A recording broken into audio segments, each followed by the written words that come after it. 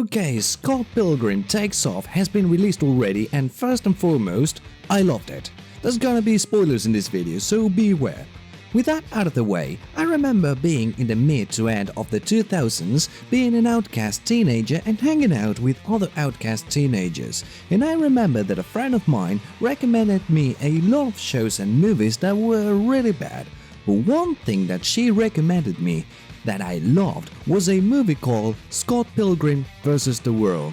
She said that it was based on a comic book that was sort of known by some people, and I gave it a try.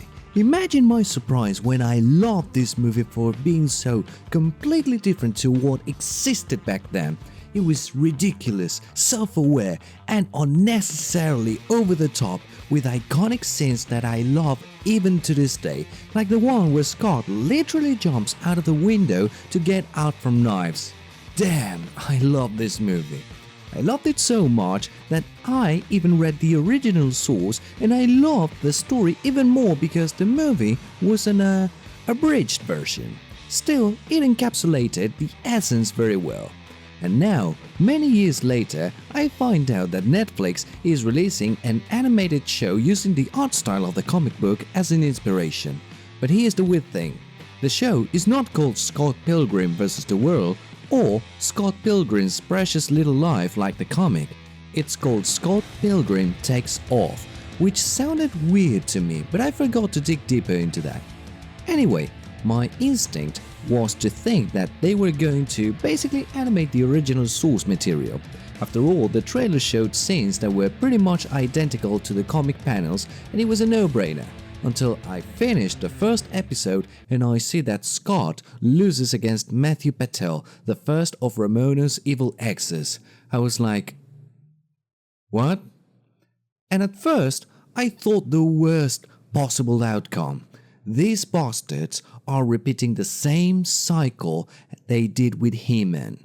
They are destroying the source material. Please, Netflix, you've been doing so well lately. But then I was shocked once more, because this show is actually an alternate story in which Scott travels back to the past to prevent himself from dating Ramona and thus having his life turning into a living hell, while also acknowledging the events that actually happened in the source material. When I saw this, I was like, wait, are they expanding the plot of Scott Pilgrim? And apparently, that's the case, my dude, because not only do we get an expansion of every character in this show, where everyone sort of becomes the main character in each episode, but also get new perspectives for all of them, and it also finished with an open ending for a possible second season, which I approve, by the way. The thing that I loved the most was the way the exes no longer interact just with the main cast, but with each other as well, creating really well developed dynamics that I did not know we needed. Like, there are some story twists here and there that caught me off guard and made me grin with happiness a lot of the time. I also love how you see the good, the bad, the worst and the best of every single character, rather than showing them as one-dimensional or just for a gag. An example of this is Envy, where she was decently explored in the comics, but here they show even more sides of her. Same with Todd Ingram, Lucas Lee, Matthew Patel, Goose, the twins and Roxy.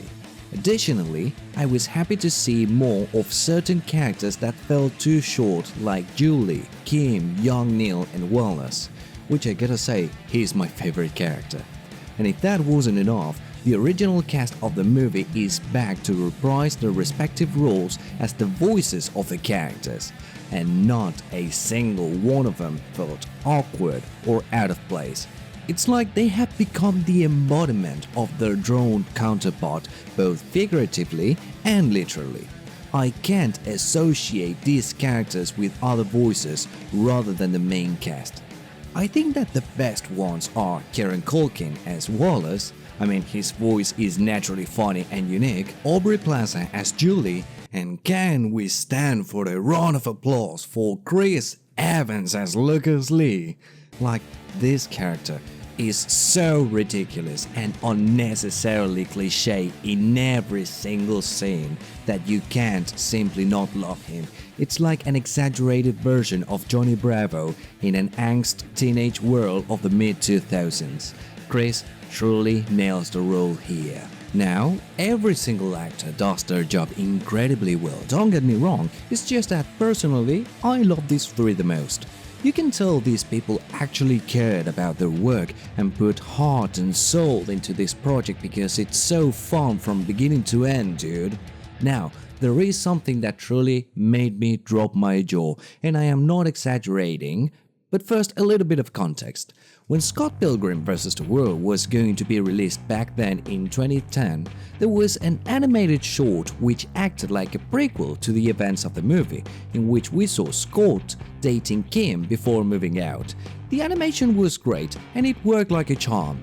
I thought this was the direction they were going for this case, but it was not. Don't get me wrong, that old animation was fine and I loved it. But Studio Science Saru had no business going this hard with the animation. I'm talking about Naruto rotoscope choreography's level of details in the animation. I remember there was a sequence with Lucas Lee skating all over the studio while avoiding paparazzi ninjas, because why not, right? And the sequence was so mind-blowing that I had to stop the show for a second just to appreciate the details. Like, it goes from central camera to eyefish camera, distorted reality, 3D dimensional space and forced perspective in a matter of seconds. It was a bit overwhelming in my opinion, but in a good way. Like, they did not need to go that hard, but they still went ahead to be over the top. Truly a welcoming directive choice. But the most important thing that I needed for this show that delivered: humor. Scott Pilgrim was a serious / not so serious plot, to be honest, and they kept the same energy here.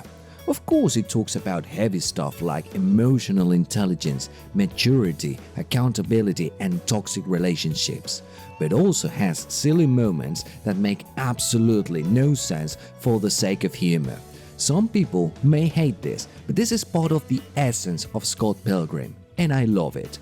Like, there is one scene in the last chapter where both Scott and Ramona are about to deliver the final blow against the final enemy, and Scott tells her to wait for him while he ties his shoes first, and we see a 5-second sequence of Scott tying his shoes in a very sloppy and realistic way, only to continue and say, "Okay, let's go."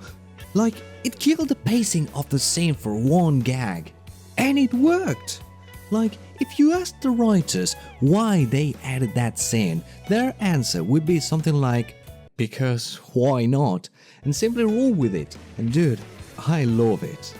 I got to say that I am really satisfied with this result, and it makes me think that perhaps Netflix is going through the right path. I mean, Cyberpunk Edge Runners, One Piece live action, and now Scott Pilgrim. It truly gives me hope, to be honest. So much so that I'm even considering 2 ideas for future videos. The first idea would be to make a video of Arcane. I never watched and even avoided watching it.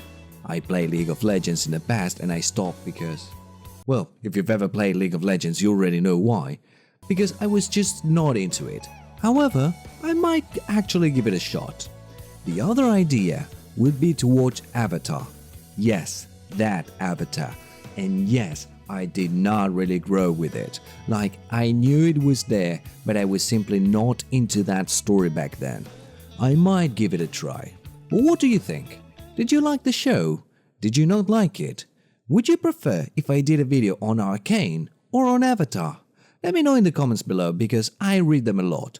I might not have much time to respond because of work complications here and there, but I pay very close attention to everything you can share with me. This has been Juano, and as always, thank you for watching.